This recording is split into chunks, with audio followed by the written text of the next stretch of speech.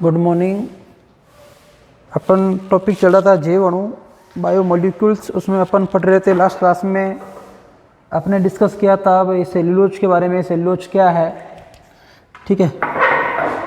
Oligosaccharide पढ़ रहे थे, उसमें कुछ रासायनिक तत्वों की बात कर रहे थे अपन, ठीक है, कि भाई किसमें क्या क्या विशेषताएं पाई जाती है, कितना इनका लंबा चौड़ा मामला रहता है, उनकी बात कर रहे थे। क्या किस प्रकार से इनका कंटेंट, किन कंटेंट से ये बने होते हैं। तो लास्ट क्लास में अपने सेल्यूलोज की बात हो गई थी। इसके आगे अपन स्टार्ट करते हैं। देखिए स्टार्च और मंड की बात करते हैं। देखिए सामान्य एक्स्ट्रा चीज़ें बता रहा हूँ आपको। स्टार्च या मंड, ठीक है। स्टार्च के या मंड के एक ही बात है। देखिए क्या होता है कि ये पादप जगत में पाया जाने वाला मुख्य भोजन संग्राहक है। ये क्या है कि जो भोजन संग्राहक है, भोजन इस रूप में संग्रहित रहता है किसमें, ज़्यादातर पादप जगत में। तो ये भोजन संग्राहक का कार्य करता है पादप जगत के अंदर। ये एक रेशेदार पॉलीसेकेराइड है। क्या है? रेशेदार पॉलीसेकेराइड। समझ गए होंगे पॉलीसेकेराइड का मतलब था, आप अभी कल ही पढ़ाया था मैंने आपको, ठीक है। पॉलीसेकेराइड है और इसकी तनन सामर्थ्य काफ़ी अधिक होती है। मतलब इसको तनन वाला होता है खींचाव, खींचने पे जो चीज़ नहीं टूटती है, जो जितनी ज़्यादा खींच सकती है उससे बोला जाता है तनन सामर्थ्य है, ठीक है। तो इसका जो तनन सामर्थ्य है,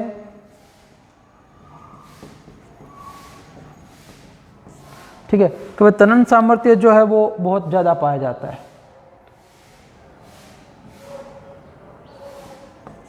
ठीक है, कि वह तनन सामर्थ्य है वो इसका बहुत अधिक पाया जाता है। वास्तव में क्या होता है, ये दो पॉलीसेकेराइड, सीधी श्रृंखला वाले पॉलीसेकेराइड जो है एमाइलोज और साकी श्रृंखला वाले पॉलीसेकेराइड एमाइलोपेक्टिन का मिश्रण है, कि दो चीज़ों से मिलकर बना हुआ है, दो पॉलीसेकेराइड की श्रृंखलाओं से मिलकर बना हुआ है। एक सीधी श्रृंखला वाले, सीधी श्रृंखला वाला पॉलीसेकेराइड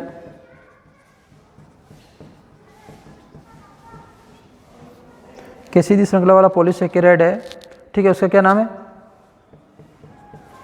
एमाइलोज, ठीक है, इनसे मिलकर बना हुआ है। और एक है साकित श्रृंखला वाला पॉलीसेकेराइड, ठीक है। पॉलीसेकेराइड आपको पता है, तो साकित आगे मैं साथ में लिख देता हूं, कौन सा, एमाइलोपेक्टिन,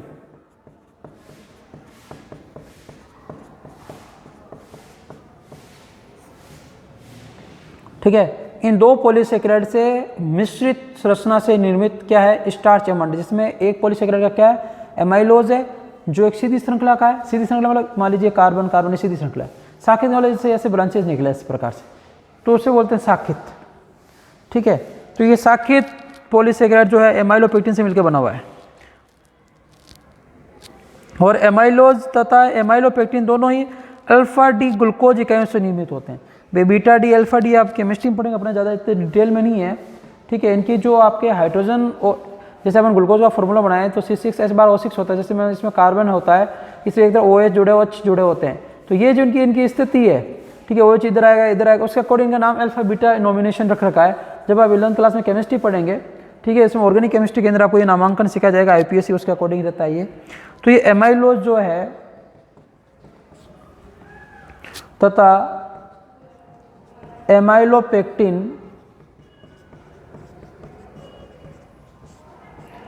एमाइलोज तथा एमाइलोपेक्टिन जो है, ये दोनों ही क्या है, अल्फा डी ग्लूकोज,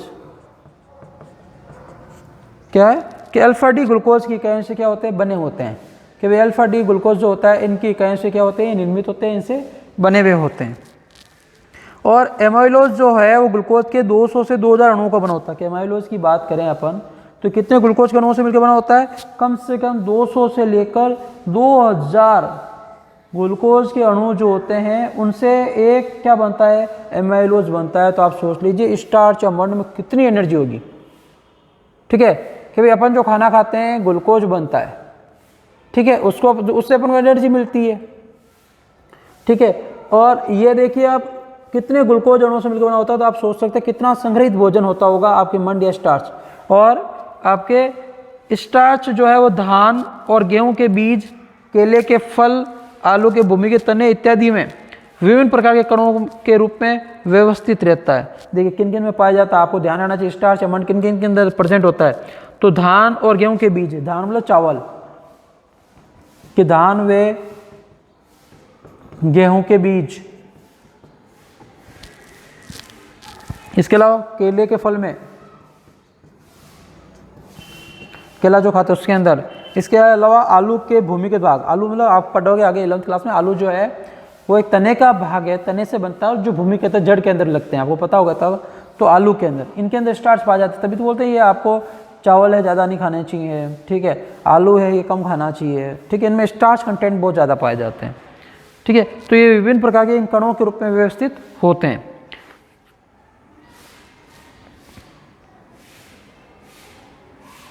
इसके आगे देखिए कि विभिन्न प्रकार के उत्कों में मंड का निर्माण एमाइलोज तथा एमाइलोपेक्टिन के अलग अलग अनुपातों के मिलने से होता है। भाई किसी में एमाइलेज की मात्रा ज़्यादा होती है, किसी में एमाइलोपेक्टिन की मात्रा, तो ये दोनों का मिश्रित रूप होता है। इस प्रकार से अलग अलग प्रकार के स्टार्च पाए जाते हैं, ठीक है। और ये पौधे के संग्रह उत्कों व अंगों में संचित रहता है कि पौधे के जो संग्रह उत्तक है, ठीक है, जहाँ पे ये क्या होता है उत्तक है फूल के मोटे हो जाते हैं, वहाँ पे स्टार्च या मंड का क्या होता है जमा हो पाया जाता है, ठीक है। तो ये इस प्रकार से आपके क्या हो गया कि आपके इस प्रकार से स्टार्च या मंड क्या होता है ये आपके क्लियर हो गया, स्टार्च मंड की क्या विशेषता है, ठीक है। अब इनकी संरचना बनाने की अपन आवश्यकता नहीं है कि आप देख लीजिए ग्लूकोज की संरचना बनती है, ठीक है, कि भाई देखो मैं आपको बना के बताऊँ सिंपल सा,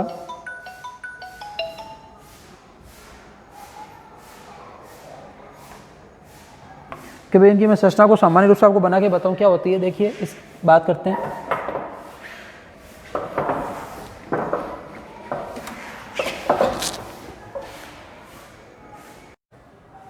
तो अपन इसकी बात कर रहे थे कि अपन स्टार्च की संरचना का निर्माण करते हैं। स्टार्च की संरचना किस प्रकार से होती है, ठीक है। देखिए तो स्टार्च की संरचना बनाते हैं, स्टार्च किस प्रकार से बना होता है उसकी बात करते हैं। देखिए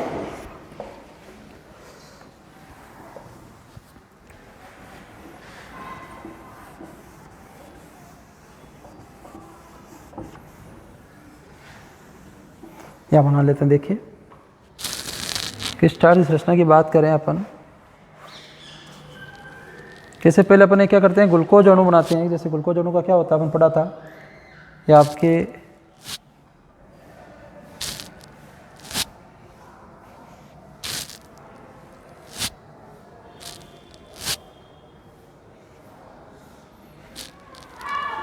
कितने कार्बन हो गए, देखिए 1 2 3 4 5 और आपको पता छठा कार्बन तो CH2OH के रूप में पाया जाता है। अब ये बना लेते हैं अपन कि भाई ग्लूकोज अणु की फॉर्मेशन इसी प्रकार से होती है,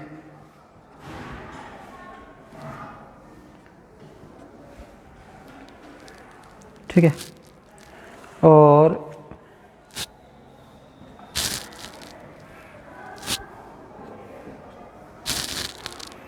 इस प्रकार से ये एक अणु बना, सेम का सेम इधर अपन को एक और बनाना है ऐसा कैसा अणु, ठीक है। और इनके बीच में जो बॉन्ड बनेगा ये, ठीक है, ये OH होता है, इस प्रकार से बॉन्ड में टूट जाता है ये। किस प्रकार देखिए पहले संरचना बनाते हैं, इसको कंप्लीट करते हैं।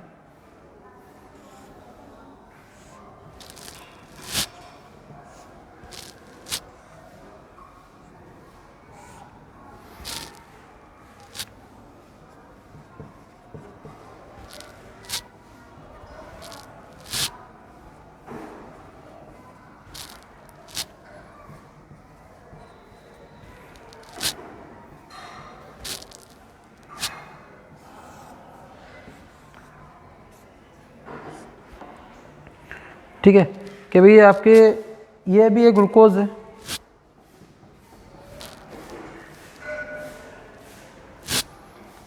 ये ग्लूकोज अणु है, और ये भी क्या है ग्लूकोज अणु का ही डायग्राम है, ठीक है। किस प्रकार से ये एक H यहाँ जाएगा, ठीक है, और एक H हो, तो ये दो ग्लूकोज अणु आपस में मिलते हैं, एक बंध जो क्या कहलाता है आपको ग्लाइकोसिडिक बंध कहलाता है, पढ़ चुके हैं ग्लाइकोसिडिक बंध। अब यहाँ आप N लगा दीजिए, आप N का मतलब ये आपके नंबर हो सकते हैं, ठीक है, कि ये क्या हो सकता है आपके नंबर हो सकते हैं आपके, कि इस प्रकार से ये N मतलब ये जो ग्लूकोज अणु ग्लाइकोसिड में जैसे 10 हो सकते हैं, 200 हो सकते हैं, 500 हो सकते हैं, ठीक है। बात की थी ना कि कम से कम जो आपके 200 से लेकर 2000 ग्लूकोज अणु मिलते हैं तब जाके क्या बनता है आपके एमाइलोज बनता है, तो एमाइलोज और आपके जब एमाइलोपेक्टिन बनते हैं तब जाके जुड़ के स्टार्च बनता है, तो इतना लंबा छोटा प्रोसेस होता है। तो उसको समझाने के लिए बात हुई थी। देखिए ये स्टार्च मंड क्या है, कि इसलिए मैं आपको पढ़ा रहा हूँ कि आप जैसे ही 11th क्लास में आए हो अभी, तो आपकी जब आगे आगे पढ़ोगे तो इसमें क्या है, आपके बहुत सी चीज़ें मैटर करेगी। ठीक है, बार बार वर्ड आएगा स्टार्च, तो आपको डाउट रहेगा स्टार्च क्या होता है, फिर आपको बता दें हाँ ये संचित भोजन है, तो आपको पता रहेगा भाई ये ग्लूकोज इतने अणु मिलकर से बनने से स्टार्च बनता है, इनकी वजह से बनता है। एक पॉलीसेकेराइड है, किन में पाया जाता है, चावल है, गेहूं के है, दानों में है, केले के अंदर है, आलू के अंदर है, तो आपको थोड़ा रहेगा कि हाँ भाई स्टार्च के बारे में हम जानते हैं। नेक्स्ट बात करते हैं, देखिए ग्लाइकोजन। ग्लाइकोजन भी बहुत ज़्यादा यूज आने वाला वर्ड है। ग्लाइकोजन को आपको समझाता हूँ, अपने अंदर जो संचित भोजन, पातों में जो संचित भोजन मतलब क्या हो, जैसे आपको समझाता हूँ। आपने मान लीजिए 4 रोटी खाई, एक रोटी को अपन मान लीजिए 100 कैलोरी की मानते, 400 कैलोरी आपने खाना खाया एक टाइम। मान लीजिए आपने 2 टाइम खाया, 800 कैलोरी का खाना खा लिया, और आपने कुछ भी कार्य नहीं किया, आपने मान लीजिए कार्य किया 400 कैलोरी का ही। ठीक है, तो 400 कैलोरी खर्च होगी, 400 कैलोरी बच गई आपकी एनर्जी, कि भाई 400 कैलोरी एनर्जी जो आपकी बच गई, ये जो आपकी 400 कैलोरी बच गई, तो ये क्या होगी, अपने शरीर में संचित हो जाएगी। तो जो आपकी कैलोरी किसके रूप में थी, ग्लूकोज के रूप में आपको भोजन मिलता है। ठीक है, ग्लूकोज, अब ये ग्लूकोज किस में बदल जाएगा, ग्लाइकोजन में, इस प्रकार से। तो ये ग्लाइकोजन अपना क्या है, संचित भोजन है। अब मान लीजिए आप व्रत कर रहे हैं अगले दिन, या उपवास कर रहे हैं, आपने कहा व्रत उपवास में अपन खाना एक टाइम खाते हैं, कुछ लोग नहीं खाते हैं, काम उतना करते हैं, लेकिन खाने के टाइम होता है थोड़ी सी वीकनेस महसूस होती है, उसके बाद नहीं होता ऐसा कुछ, क्योंकि अपन ये ग्लाइकोजन वापस किसमें टूट जाएगा, ग्लूकोज में। तो ग्लाइकोजन अपना क्या है, संचित भोजन है। ठीक है, संचित मतलब जब अपने शरीर को जरूरत पड़ती है और अंदर बाहर से भोजन नहीं मिलता, तब ये ग्लाइकोजन टूट के अपन को भोजन के रूप में कार्य करता है। तब ये पढ़ रहे हैं ग्लाइकोजन क्या होता है, उसकी बात कर रहे हैं। तो अपने अंदर क्या है, संचित भोजन का प्रकार क्या है, ग्लाइकोजन, ध्यान रखना। तो ये जंतुओं के शरीर में संचित भोजन के रूप में पाया जाता है, अभी बात की थी। जो अपन भी क्या आते हैं, जंतुओं में आते हैं, जंतुओं के शरीर में संचित भोजन के रूप में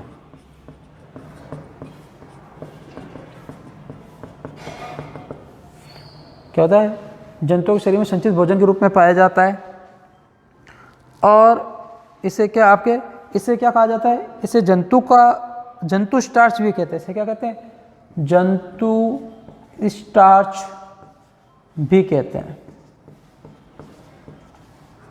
क्या कहा जाता है, जंतु स्टार्च भी कहते हैं। इसके आगे देखिए, ये कवकों में भी संचित भोजन के रूप में पाया जाता है। और किन में पाया जाता है, कि जो कवक है, कवकों में संचित भोजन का प्रकार क्या है, ग्लाइकोजन। याद रखना, इसे क्वेश्चन पूछ जाते हैं, कवकों में संचित भोजन क्या होता है, ग्लाइकोजन। संचित भोजन क्या होता है, मैंने आपको भी समझा दिया। ठीक है, और ये ग्लूकोज के अनेक अणुओं का बहुलक है। ठीक है, मतलब ग्लूकोज के अनेक अणुओं का बहुलक है। मतलब इसका समझ गए कि बहुत सारे ग्लूकोज मिलकर क्या बनाएंगे, ग्लाइकोजन।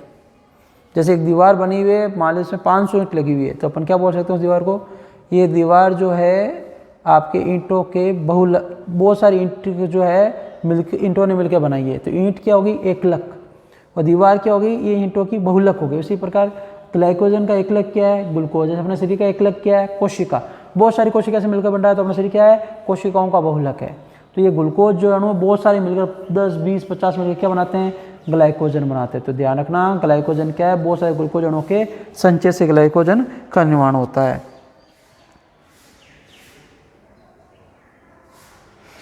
और देखिए, ये सभी ऊतकों व अंगों में पाया जाता है, कि ये सभी जंतु जितने भी, ये सभी जंतुओं के सभी अंगों और ऊतकों में पाया जाता है। सभी अंगों व ऊतकों में पाया जाता है।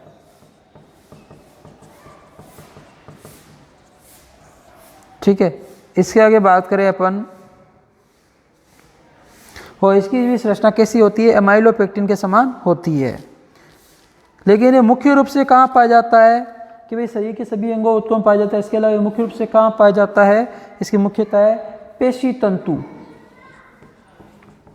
पेशी तंतुओं व यकृत कोशिकाओं में। कि जो अपने शरीर लीवर है उसकी कोशिकाओं में पेशी तंतु क्या होता है, पेशी तंतु मतलब होता है जो अपनी मसल्स है, मांसपेशियां। जैसे ये शरीर में, जैसे ये एक हड्डी है, जॉइंट देखो, एक हड्डी का जॉइंट ये ऊपर वाला है और ये हड्डी वाला जॉइंट ये है, ये दोनों हड्डियां आपस में जुड़ी हुई है। अब इनमें मूवमेंट एक फिक्स है, लेकिन इन मूवमेंट को कौन कराती है, मांसपेशियां कराती है। ठीक है, तो ये जो मांसपेशियां हैं तो उसे बोलते हैं पेशी तंतु। मांसपेशियों की जो इकाई है उसे बोला जाता है पेशी तंतु, सार्कोमिया। ठीक है। तो इनके अंदर यह क्या होता है, संचित भोजन के रूप में रहता है। तो पेशी तंतुओं में यकृत कोशिकाओं में क्या पाया जाता है, संचित रहता मुख्य रूप से।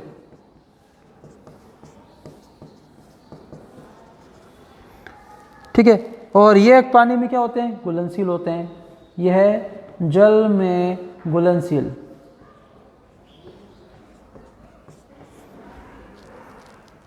किंतु जीवद्रव्य में कोलाइडल अवस्था के अंदर पाए जाते हैं।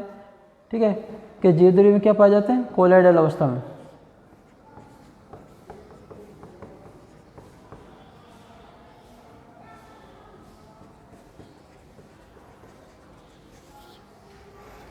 ठीक है।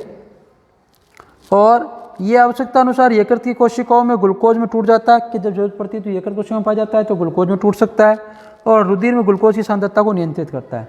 देखिए एक और महत्वपूर्ण पॉइंट है इसका, कि भाई रुधिर में देखिए कैसे अपने शरीर में दो हार्मोन काम करते हैं। देखिए सुनिए आप, एक हार्मोन है उसे बोला जाता है ग्लूकागोन, एक होता है इंसुलिन।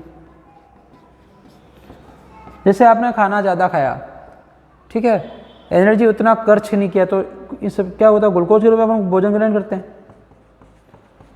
ठीक है, तो ये अतिरिक्त जो ग्लूकोज होता है ना, उसको किस में बदल देता है, ग्लाइकोजन में।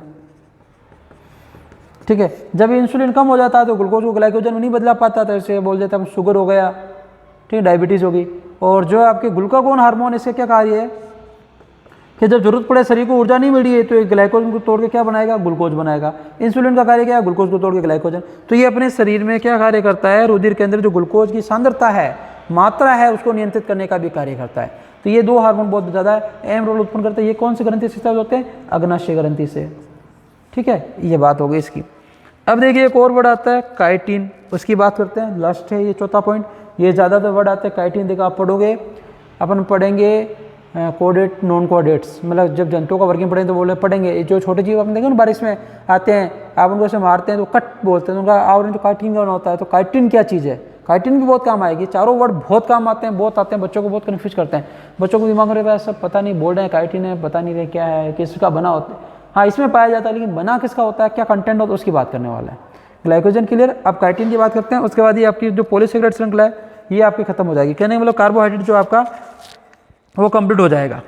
उसके बाद अपन नेक्स्ट लिपिड्स है, प्रोटीन्स है, कुछ भी स्टार्ट कर लेंगे। देखिए अभी तक होता लगभग चैप्टर कंप्लीट पे होता, लेकिन मैं आपको थोड़ा क्या चीज़ें पढ़ा रहा हूँ कि बार बार आपके वर्ड आएंगे तो कोई डाउट नहीं रहेगा।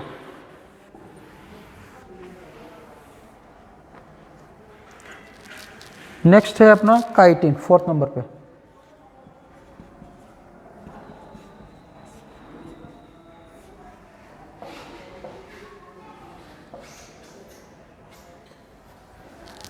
देखिए काइटिन की बात करें कि ये भी एक प्रकार का जटिल पॉलीसेकेराइड है। क्या है, जटिल पॉलीसेकेराइड।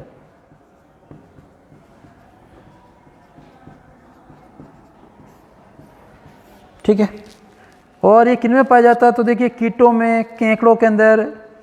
ठीक है, जो जीव होते हैं निम्न कोटि के, जो आपके नॉन कोडेड के अंदर, उनके बाह्य कंकाल और कवकों की कोशिका भित्ति में पाया जाता है। देखिए कीटों में, कीटों की पहचान क्या है, जिनकी 6 टांगे हों, ध्यान रखना। 6 टांगों वाले को क्या कहा जाता है, कीट कहा जाता है। कीटों को, कीटों में, केकड़ों में और झिंगों में ये जीव आते हैं, इनके बारे में पढ़ेंगे अपन। ठीक है, इनके क्या होता है, बाह्य कंकाल, इनके शरीर का बाह्य आवरण बना होता है। जैसे अपना बाह्य कंकाल अभी क्या ऊपर चमड़ी है, उसी प्रकार इनके बाह्य कंकाल क्या होता है, इनका बना होता है। किसका, काइटिन का। तो बाह्य कंकाल के रूप में पाया जाता है। क्या होता है, काइटिन। इसके आगे बात करें कि इसके अलावा कवकों की कोशिका भित्ति में पाया जाता है। कि वे कवकों की कोशिका भित्ति किसी बनी होती है, काइटिन की। ध्यान रखना, कवकों की कोशिका भित्ति किसी बनी होती है, काइटिन की।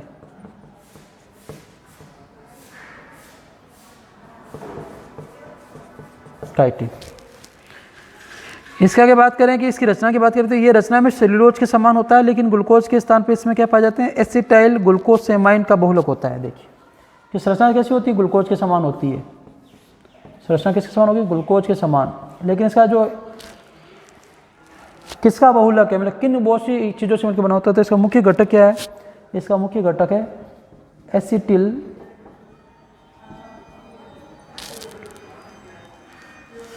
इसका मुख्य घटक क्या है आपके, एसिटिल ग्लूकोसेमाइन।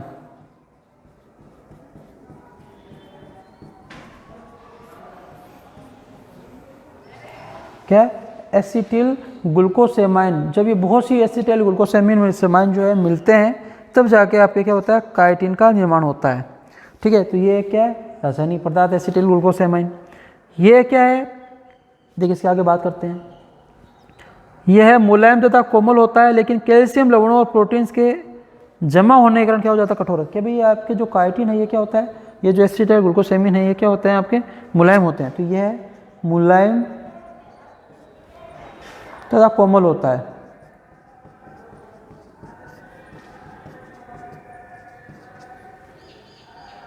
लेकिन इसमें क्या होता है आपके कैल्शियम लवण व प्रोटीन्स, कैल्शियम लवण और प्रोटीन्स के जमाव की वजह से क्या हो जाता है आपके कठोर हो जाता है, मजबूत हो जाता है। ठीक है, ध्यान रखना इस चीज़ का। और ये क्या है कि इनुलिन, मेनोज और हेमिसेलुलोज द्वारा जो आपके हेमिसेलुलोज है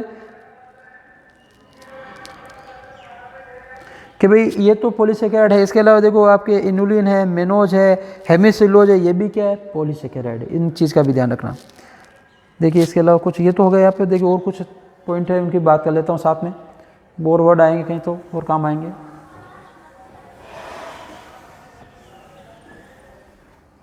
इसके अलावा देखिए बात करते हैं कि भाई आपके कौन कौन से इनुलिन, मेनोज व हेमिसेलुलोज,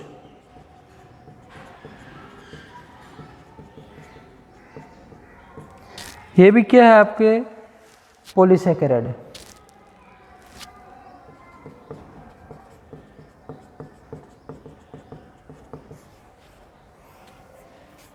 ठीक है, और देखिए पॉलीसेकेराइड के बारे में अपन पढ़ चुके हैं कि भाई पॉलीसेकेराइड के अंदर कम से कम जो मोनोसेकेराइड की जो है 10 से 100 तक, कम से कम 10 मोनोसेकेराइड जब मिलती है तो कम पॉलीसेकेराइड का फॉर्मेशन कम से कम।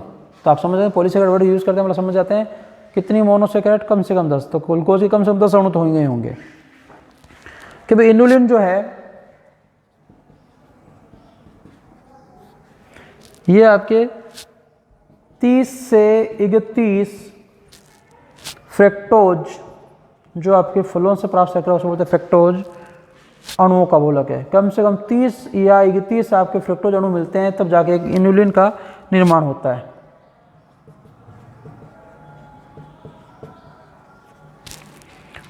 जो आपके किनके अंदर के डहेलिया, चिकोरी आदि के ट्यूबर में पाया जाता है। ये कहाँ कहाँ पाए जाते हैं, पादपों का नाम है डहेलिया,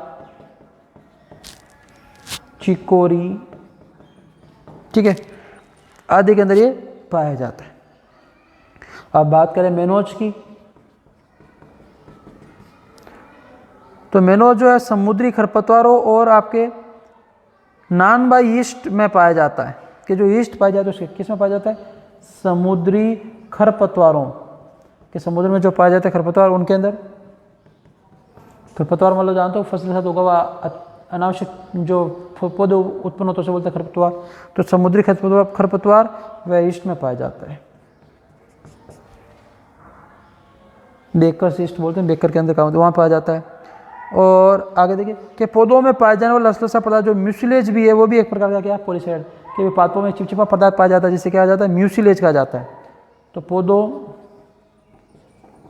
में पाए जाने वाला चिपचिपा पदार्थ, पौधों में पाए जाने वाला क्या है चिपचिपा पदार्थ भी क्या है आपके कि पौधों में जो चिपचिपा पदार्थ पाया जाता है उसे क्या कहते हैं म्यूसिलेज, और ये भी क्या है पॉलीसेकेराइड है। ठीक है, और ये एक प्रकार पॉलीसेकेराइड है जो म्यूकोपॉलीसेकेराइड कहते हैं। इसे क्या कहा जाता है म्यूकोपॉलीसेकेराइड, किसको म्यूसिलेज जो पाया जाता है।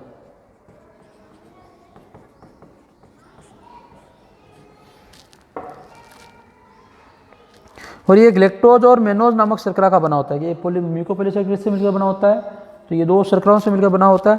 एक तो ग्लेक्टोज पढ़ चुके इसके बारे में, ग्लूकोज के दोनों मिलकर ग्लेक्टोज बनाते हैं। तो ग्लेक्टोज व मेनोज नामक क्या है शर्करा से मिलकर बना होता है। इसके अलावा देखिए और कुछ पदार्थ की बात करते थे कि सभी पॉइंट्स जो है ना अभी आपको लग रहा है सर, लेकिन जब आप जैसे जैसे पढ़ते जाएंगे बायोलॉजी के अंदर तो सभी टर्म्स काम आएगी तो आपको पता रहेगा कि हाँ ये पॉलीसेकेराइड है, इनसे मिलकर बना होता है, तो कुछ ना कुछ आपको इनके बारे में नॉलेज रहेगा। इसके अलावा देखिए एक आएगा एगार, एगार बोलते हैं या अगर अगर बोलते हैं इसे,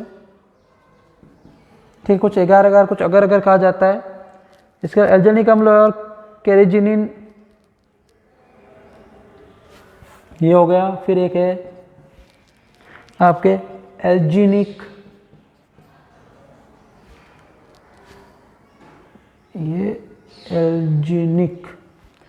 एल्जीनिक अम्ल। इसके अलावा कैरेजिनिन,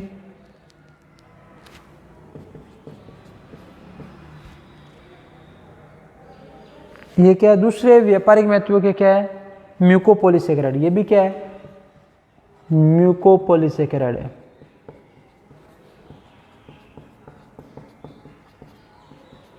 ये भी क्या है म्यूकोपॉलीसेकेराइड है।